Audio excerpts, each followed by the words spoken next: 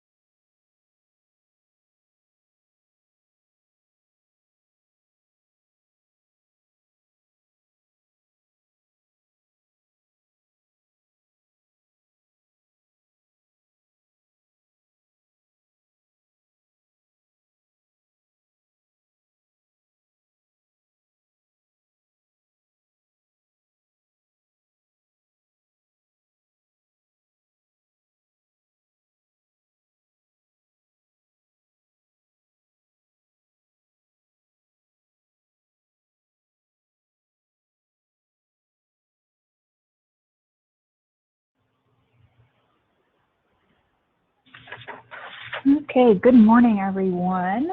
I just want to thank you for your attendance at this virtual stakeholder meeting regarding military spouse licensure. Before we get started, I want to make sure everyone can hear me. If you can hear me, could you please use the raise your hand feature just to make sure you all are getting my audio? Perfect. I see quite a few hands go up. Thank you so much. All right. So to start off, again, I'm Laura Bravo. I'm a policy analyst at the Colorado Division of Professions and Occupations. I act as the division's liaison to the military community, so I'll be facilitating this meeting.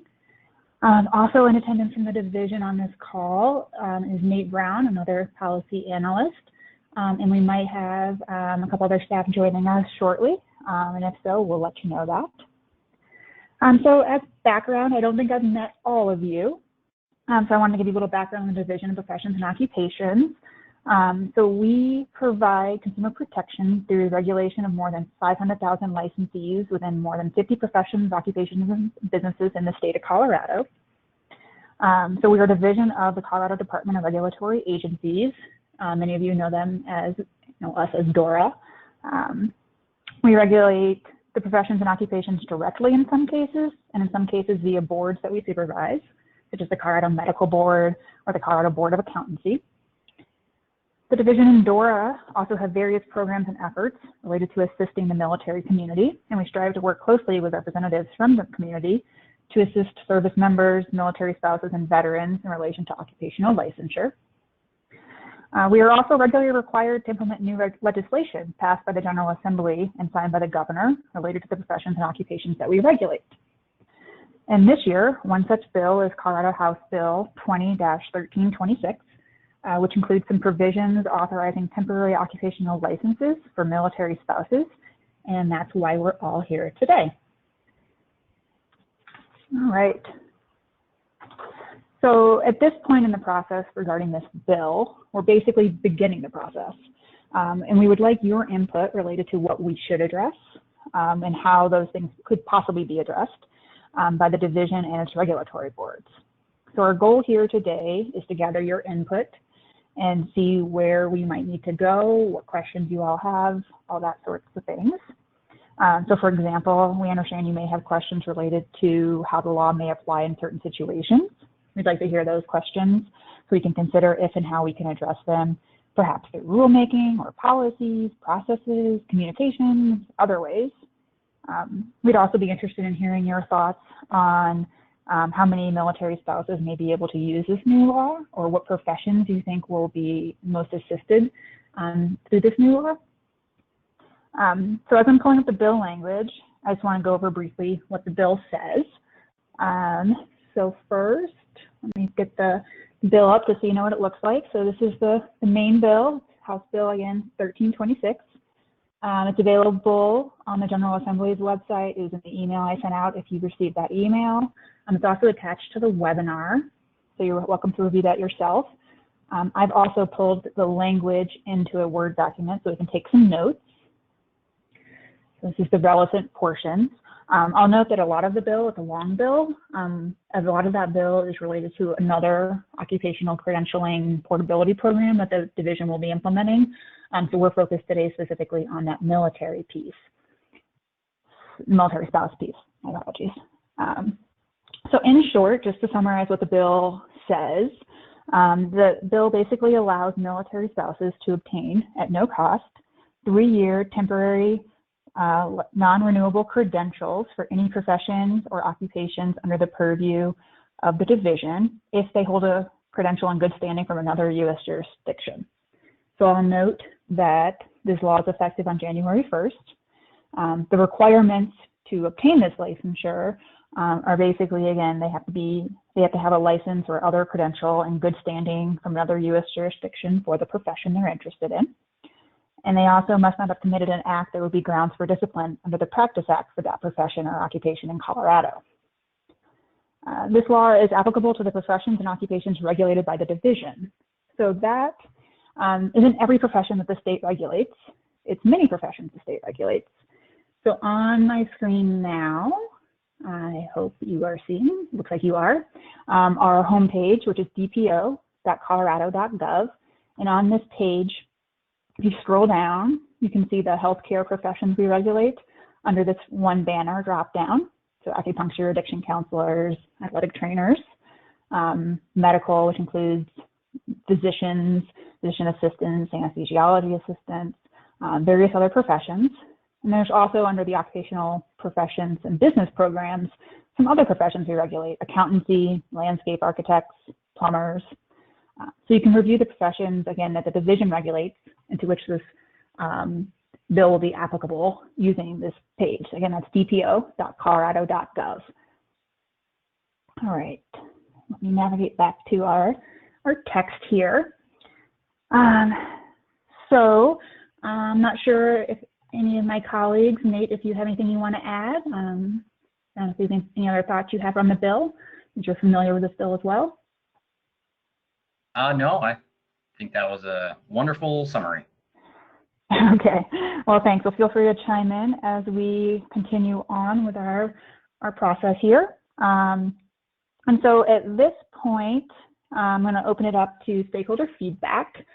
And so what we're looking for is just your ideas, your thoughts, your questions.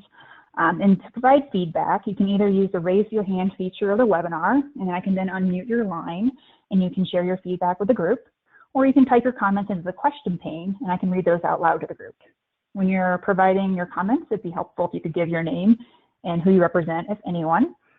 And then just to let you know, all the comments we receive will be provided to the division director and the relevant boards should they open up rulemaking related to this bill. And the division staff will be considering your input as we implement the bill. So at this time, feel free to send any questions my way using the questions pane, or feel free to raise your hand and we can get you unmuted so you can talk and share your thoughts with the group. And again, we're looking for sort of, any sort of comments or questions or thoughts you have where you might see some pain points in, military spouses taking advantage of this law, any sort of thing along those lines.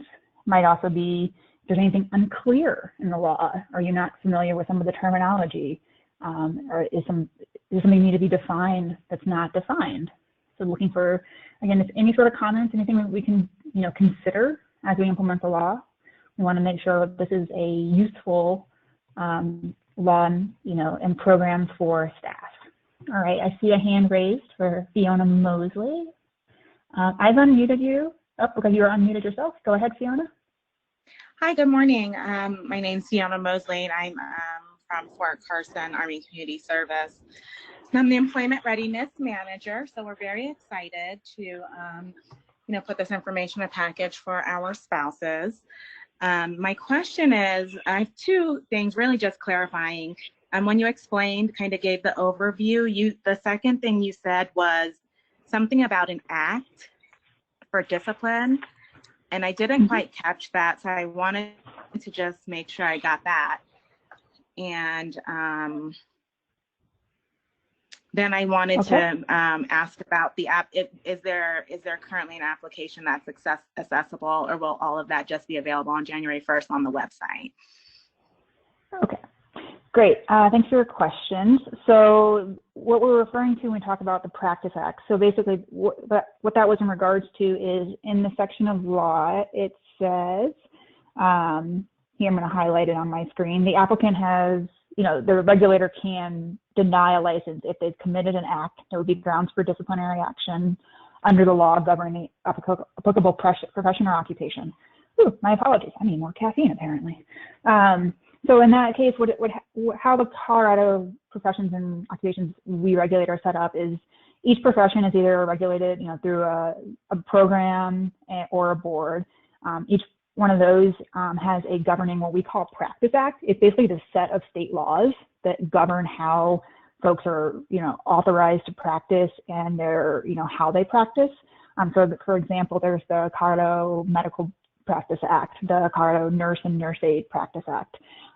So those are the sets of statutes that are related specifically to how nurses or doctors, respectively, can gain licensure in Colorado.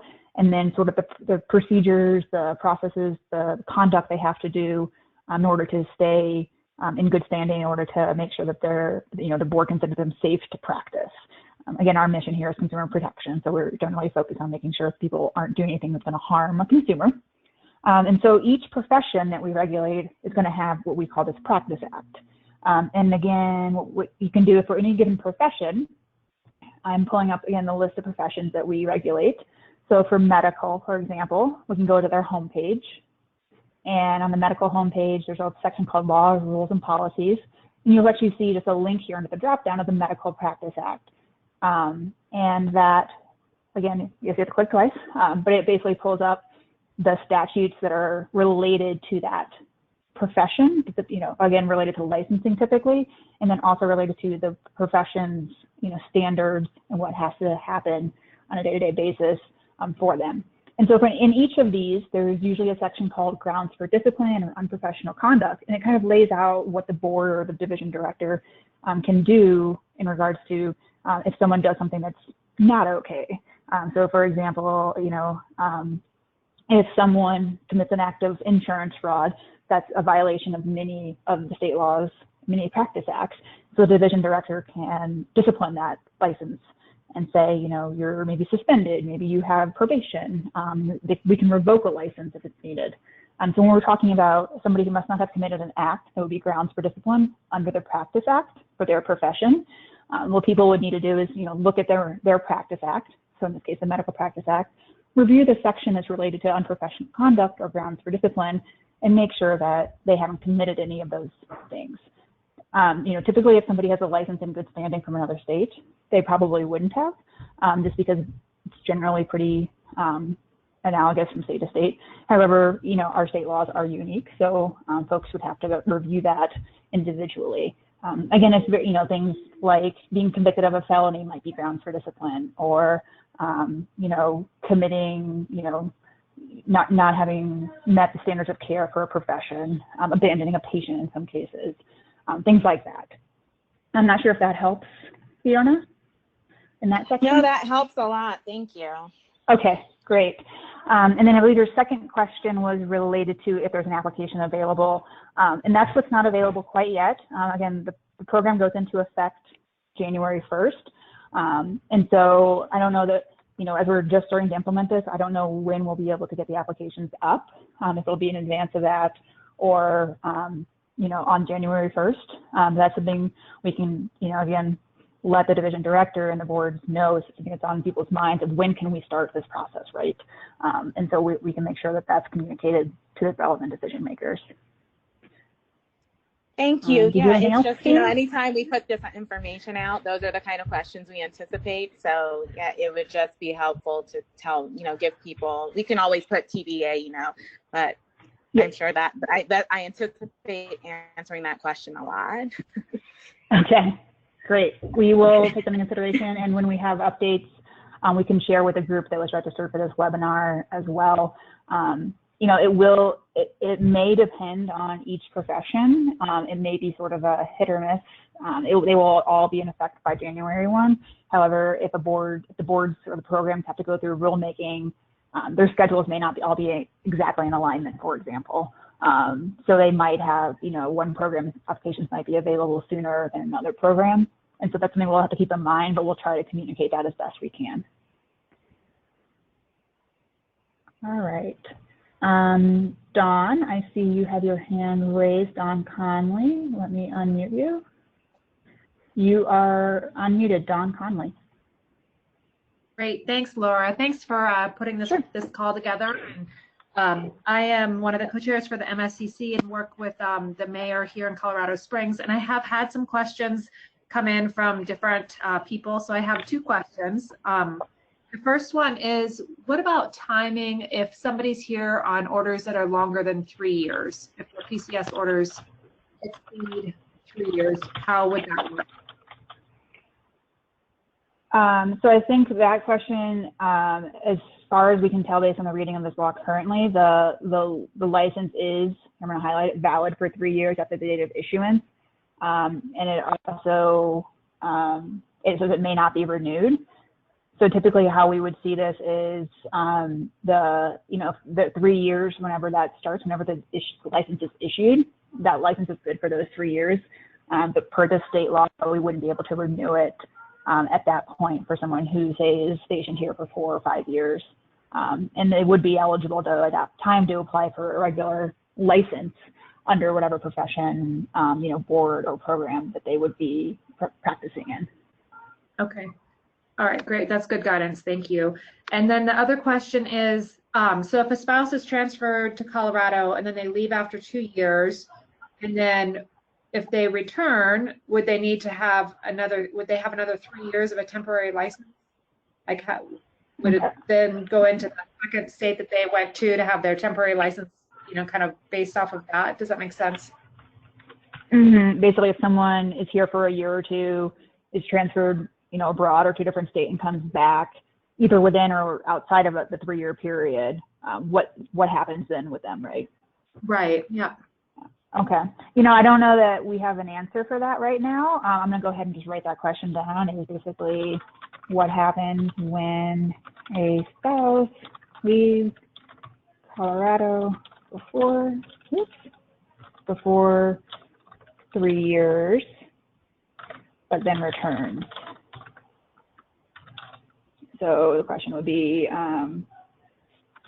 would they have another 3 years of a temporary license? Yeah. Start over again. To obtain a new 3 year license. Okay, perfect. And so we'll pass that question on. I don't have an answer for you right now, unfortunately. But this is the type of thing that we would be looking for, the types of questions you're getting so that we can consider this and, hopefully, if it's through a rule that the boards and programs have to implement or a policy, or if it's just communications on our behalf or whatever it is, we can hopefully provide guidance for this going forward. But thank you for that question. Did you have great. anything else? No, thank you. Nope, I think that's it. We are encouraging other people to come forward with questions so that we can help with this process. So thank you for all you've done. Yeah, great. Thanks. Thank you. Let me move on to the next person. All right, so I see a question from Holly. Let me see if I can actually read your question. It's kind of hard. Our technology is a little antiquated, so bear with me. Why it's not, oh, here we go. There we go. I'm getting there. I apologize for the delay.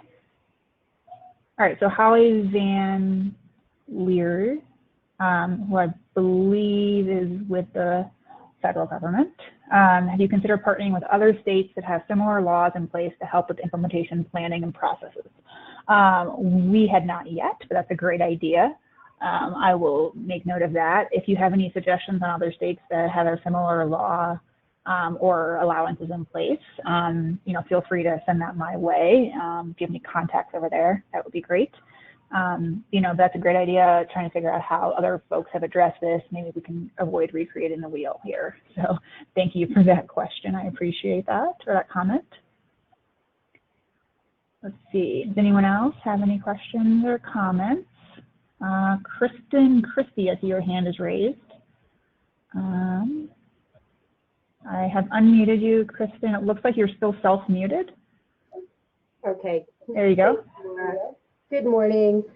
I'm Kristen Christie. I'm in Colorado Springs. I'm the 2018 Air Force Spouse of the Year, and I am working on the U.S. Space Command headquarters effort for Colorado Springs. Really appreciate this meeting today.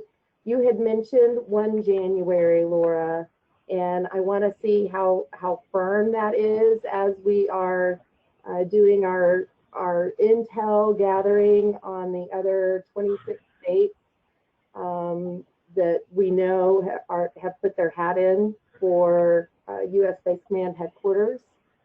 Is that something that is firm on that 1 January that we can put in our proposal, if you will, once that's the RFP is released?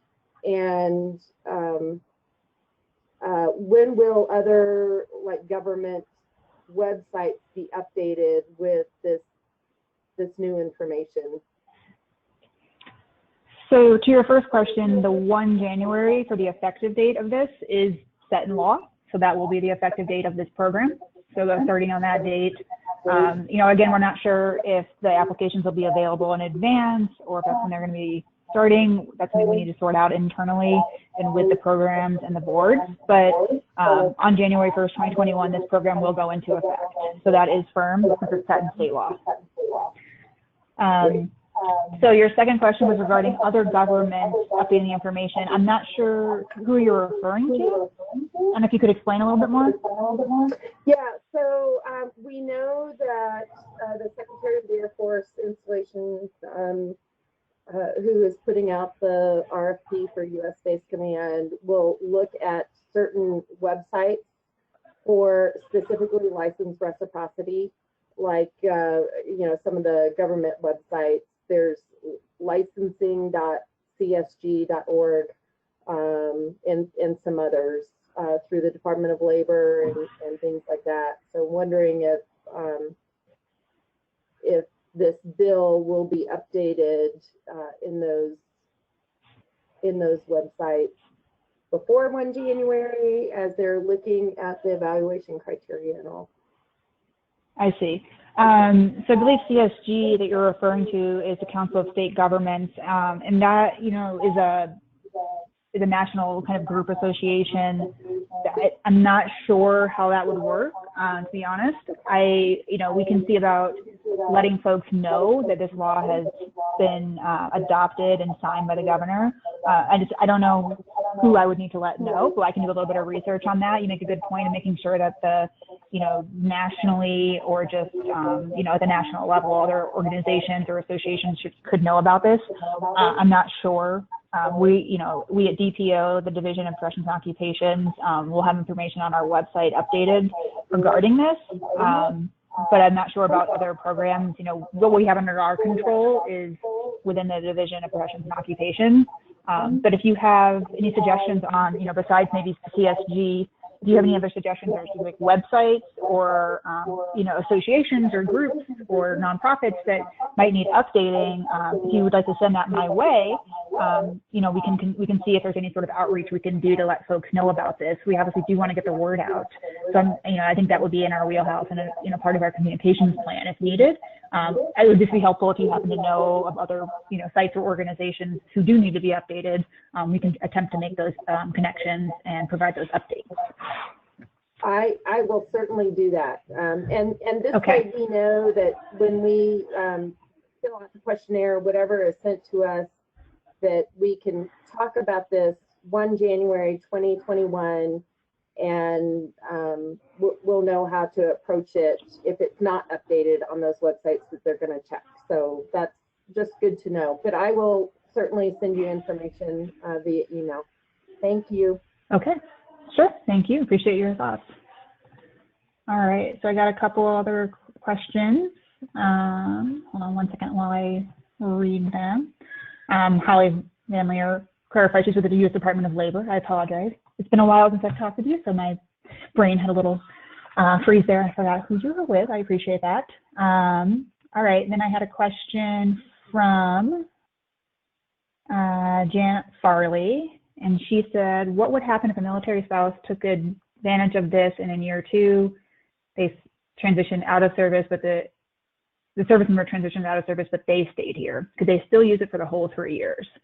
That is a good question. So I will also note that one here. I don't know that, again, that we have an answer for you right now, but I can go ahead and add that question for consideration as we implement this law. So thank you for that question, Janet. Just bear with me while I type that in.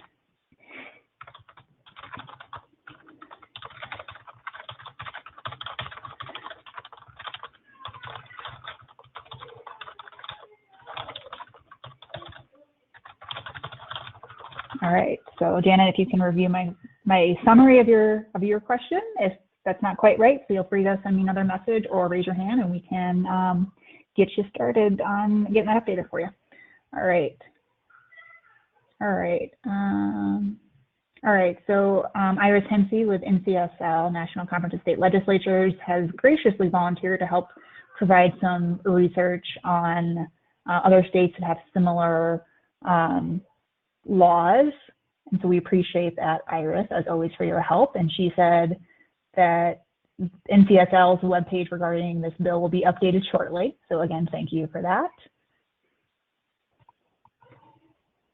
And then Dawn has noted that the DOL website has been updated and noted it will be in effect on January 1. So that's great too. Appreciate all the comments and crowdsourcing of that information. And Dawn, I see the link that you've provided there in the question of pain, so I appreciate that, which is veterans.gov/mil spouses, if anyone's interested. And there's a page on NCSL as well, but Iris has provided, so thank you again. All right, Dawn, I see your hand raised. I'm not sure if I've answered your questions. I'm gonna go ahead and unmute you in case you wanna speak a little bit more. You are self-muted, Dawn, if you would like to say anything else or share anything else. Great, thanks, Laura. I just wanted to address Kristen's question too about the Department of Labor. It has been updated. We reached out to them and provided the information so that would become effective. The one thing is that when you click on that link, and our state is gray right now. Other states that have a little bit better licensure reciprocity are green. And I think that when the law goes into effect, it will become green. So if you kind of click on Colorado, you can kind of see this notes that it's going to be in effect. So if we could do, like if you reached out to the Department of Labor, maybe we could get it green now so that it looks green. I don't know if there's a relationship there or not. That we might be able to. Okay, I think I know what you're talking about. It's the map that you're talking about that it kind of rates how useful the state laws are related to military spouse provision. Exactly. Yep. And you know, like I think that they're going to put us green as soon as January 1st comes around. But if we could do that sooner, that would be it would just look better. So that would be great. Okay. Yeah, we can look into again seeing if we can get in contact with them to see if they can be adjusted since this new law will be in effect. Thank you for explaining that. I appreciate that. And just FYI, the MSCC has reached out to some other national organizations so that we are getting the word out with, Blue Star Families and some other organizations to let them know that this law has been passed. Okay, great. Thank you for doing that. We appreciate that, and also appreciate you letting us know. Thank you so much. Yep. All right. Okay, let me check and see if anybody else has a question or comment. Anyone else want to speak? Feel free to use the raise your hand feature. Otherwise, you can send a comment or a question. I'm just going to scroll through what I've received so far to make sure I've read everything. I don't want to miss anybody. Looks like I've gotten most of these comments. Yep, I think so. So I appreciate everyone sending comments. So again, we're just looking for general feedback or specific feedback like those that we've heard so far. If anything's unclear, if there's any definitions that you're not sure what they mean, any terminology. Also interested in knowing if you all have any insight into what professions you think this will be most affected by. You know, if you think, you know, there are a lot of nurses that are going to be looking forward to this, for example, or, you know, acupuncturists or have been, you know, kind of in a bind and are looking forward to being able to take advantage of this. We'd be, you know, appreciate kind of hearing what you all think. You all speak with the military spouses on a much more regular basis than we do. So you definitely have more of an idea of, you know, how folks would be able to use this. So if you have any insights that way, we'd appreciate that. You know, appreciate any other questions or comments regarding, you know, what we could do to make more clear what the process is for military spouses, anything along those lines. Fiona, I see your hand is raised again. I have unmuted you. Go ahead. Yeah, thank you.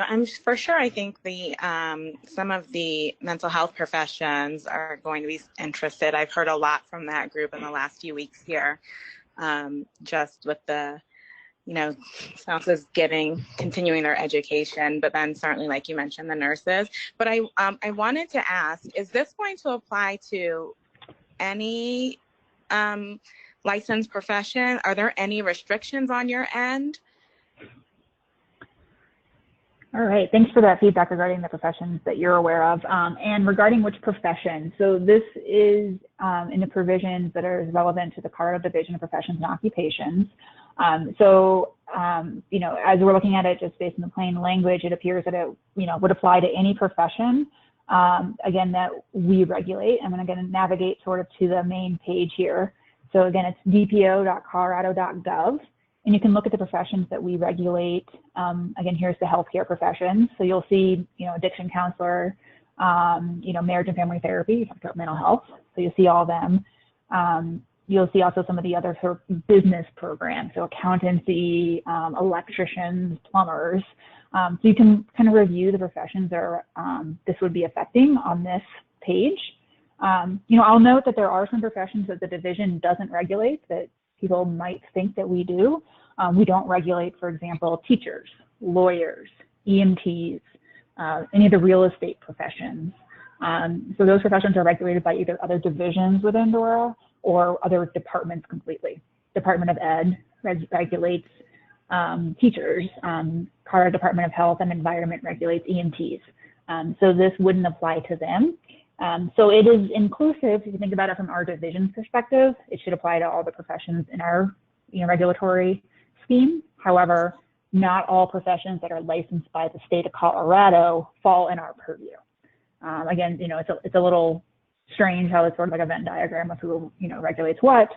So my best advice would be to check out this webpage and review the professions listed here, and you'd be able to confirm which ones for sure will be affected. Does that help? Great. Yes, very helpful. Thank you so much. Okay, sure. Thank you. All right, any other comments or questions? I'm going to scroll down through all the folks that are in attendance. Again, feel free to raise your hand. I'm going to look at questions as well that were sent in.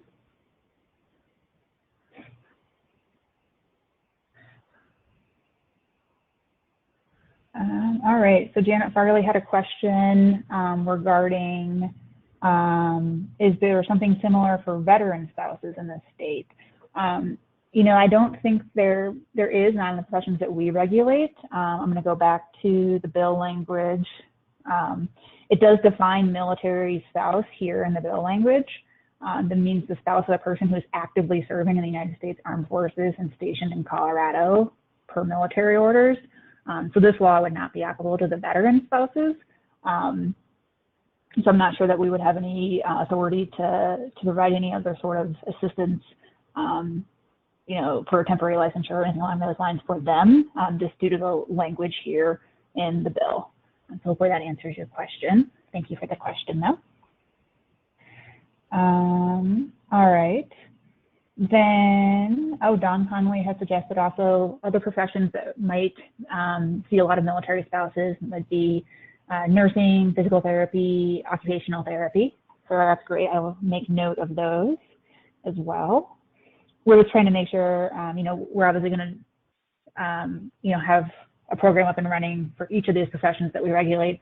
However, we want to make sure that those that have more of a high concentration of military spouses, we might do some extra communications to that profession, those fields, associations, something along those lines to make sure that folks are extra familiar with it if there's a high concentration of military spouses in a given profession. We want to make sure that we're communicating clearly to the right folks to help the most folks. So appreciate all the input regarding the most affected professions. All right. Let's see if I see any other hands raised or any other questions coming in. Let me give it a couple minutes. Really appreciate everyone's feedback so far. We're just starting the process here to implement things. So all of these questions and comments and suggestions are really helpful. You all are the experts regarding military spouses and the military community and how things work. Logistics, for example, regarding people when they move and what that might look like. So we appreciate that. We want to make sure we capture everything. All right. Let's give it another couple minutes in case someone is in the midst of typing a very important question. We wouldn't want to miss it. I'll also check in with my colleagues who are on the line, Nate Brown or Karen McGovern, who's the Deputy Director here at the division. Feel free to chime in if you have any other thoughts or things to consider for the audience to consider.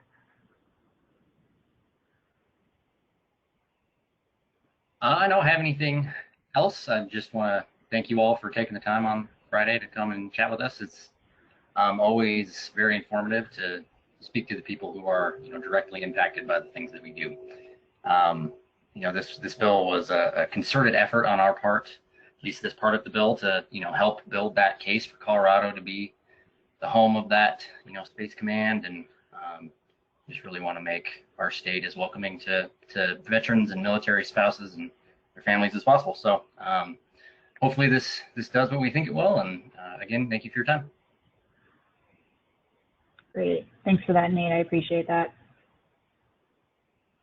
This is Karen McGovern. I echo what Nate said. Really appreciate you taking the time to provide feedback and help us as we implement this really impactful piece of legislation.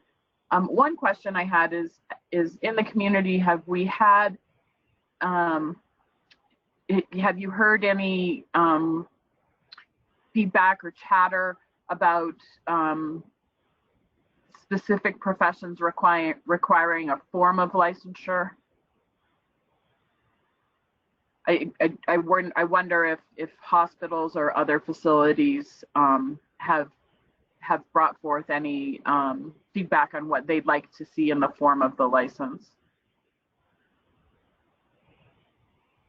Karen, I think you're talking kind of about, what that license need to look like. If a temporary license is going to be okay, or if they need a full license, if Exactly. it may still not help out. Will this basically help these military spouses get employed with employers that might have been hesitant before? Right. So I'm not sure if anyone has any thoughts or comments on that. We would love to hear it. I'll also note that, this is just the beginning of our process. So if, you have thoughts related to that or any of the other things we've talked about here today, this isn't your last chance to get comments in. I'll provide my email address here in a little bit. You can always reach out to, each board or profession as well. But, I'm definitely happy to kind of consolidate questions and comments. So if you think of something later, maybe you have an idea related to Karen's question just now regarding, how the temporary licensure will help military spouses gain employment. That would be great for you to share that later, even if you don't have any thoughts right now. There's a lot going on in this bill. Hopefully, again, like Nate said, we're hoping this really does impact in a positive way the military spouses. So we just want to make sure we, help that along as much as possible within our bounds and authority. Okay, I'm going to just double check, see if I have any new questions or comments or any new hands raised. I don't see anything, so I'm going to provide just a little bit of wrap up here, and then I can let you all go on your merry way. All right, oh, I saw a question from Amy Phillips. It says, will we be getting access to the recorded session? That is a good point. We are recording this. I'm not sure exactly where we can post this. We will be able to make it available, though. That is a good point. So trying to think off the top of my head where we would post it, since it does affect, you know, all the professions that we regulate. I'm not sure we would be able to post it on every board's page. So we'll have to think about that. But Amy, I know if you're specifically interested in it, since you said you joined a little bit late, I'm happy to provide that to you as well. Yes, I can send you a link. So we can definitely get that out to you specifically. I don't know, Amy, if you have any other questions. It might be something we've already covered, but I'm happy to take your comments as well. We don't have to wrap up here. We still have quite a little bit of time left. So if you have any thoughts or questions, feel free to use the raise your hand feature or send a question, and I'm happy to share that with the group. I can unmute your line if you raise your hand. If you want to chat with, you know, share your thoughts with the group, that's fine. Like I said, we will try and find a place to post it or make it available to everyone, since we do know that this is going to kind of affect a broad swath of professions and occupations. So that's a good point. Thank you for bringing that up. You know, again, if you have some thoughts after this meeting, you can provide those to me directly. My email is laura.bravo@state.co.us. That's laura.bravo@state.co.us. Division staff will be reviewing all the input we received today, and it'll otherwise, you know, anything else you send to me separately or otherwise as well. We'll be deciding, you know, shortly here how we're going to move forward. The division's director and the boards will be looking into how they want to implement this law within the bounds of the law, of course. Just want to make sure you're aware of that, and so that you can continue to provide feedback if you have other thoughts or questions. And at this time, I don't see anything else from anyone on the questions or through raise the hand. So I think we might have gotten everyone's thoughts and concerns and questions. Again, you can feel free to email me anything separately, laura.bravo@state.co.us. If any of my colleagues have any final thoughts, feel free to jump in now. Otherwise, we just really appreciate your feedback, your insights and your questions, and taking the time here today. This is going to really help us make sure we implement this bill in a way that's most useful for the military spouse community. All right. Well, thanks again, and I'm going to go ahead and end the webinar. Thanks so much for providing your input.